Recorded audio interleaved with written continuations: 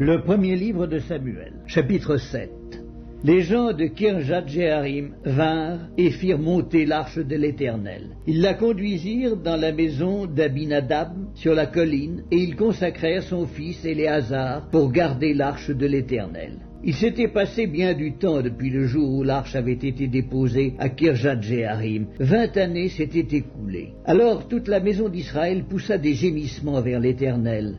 Samuel dit à toute la maison d'Israël, « Si c'est de tout votre cœur que vous revenez à l'Éternel, ôtez du milieu de vous les dieux étrangers et les Astartés, dirigez votre cœur vers l'Éternel, et servez-le lui seul, et il vous délivrera de la main des Philistins. » Et les enfants d'Israël ôtèrent du milieu d'eux les Baals et les Astartés, et ils servirent l'Éternel seul. Samuel dit, « Assemblez tout Israël à Mitzpa, et je prierai l'Éternel pour vous. » Et ils s'assemblèrent à Mitzpa, ils puisèrent de l'eau, et la répandirent devant l'Éternel, et ils jeûnèrent ce jour-là en disant, « Nous avons péché contre l'Éternel. » Samuel jugea les enfants d'Israël à Mitzpa. Les Philistins apprirent que les enfants d'Israël s'étaient assemblés à Mitzpa, et les princes des Philistins montèrent contre Israël. À cette nouvelle, les enfants d'Israël eurent peur des Philistins, et ils dirent à Samuel, « Ne cesse point de crier pour nous à l'Éternel, notre Dieu, afin qu'il nous sauve de la main des Philistins. » Samuel prit un agneau de lait et l'offrit tout entier en holocauste à l'Éternel.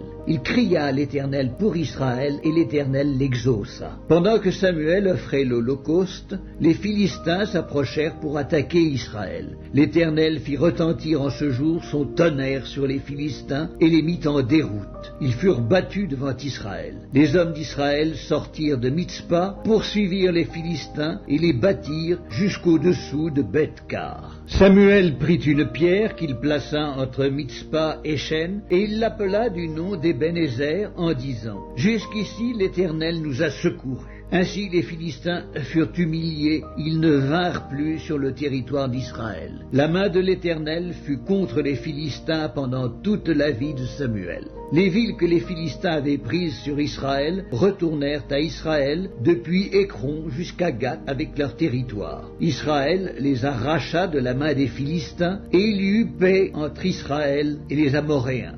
Samuel fut juge en Israël pendant toute sa vie. Il allait chaque année faire le tour de Bethel, de Gilgal et de Mitzpa, et il jugeait Israël dans tous ces lieux. Puis il revenait à Rama, où était sa maison. Et là, il jugeait Israël, et il y bâtit un autel à l'Éternel.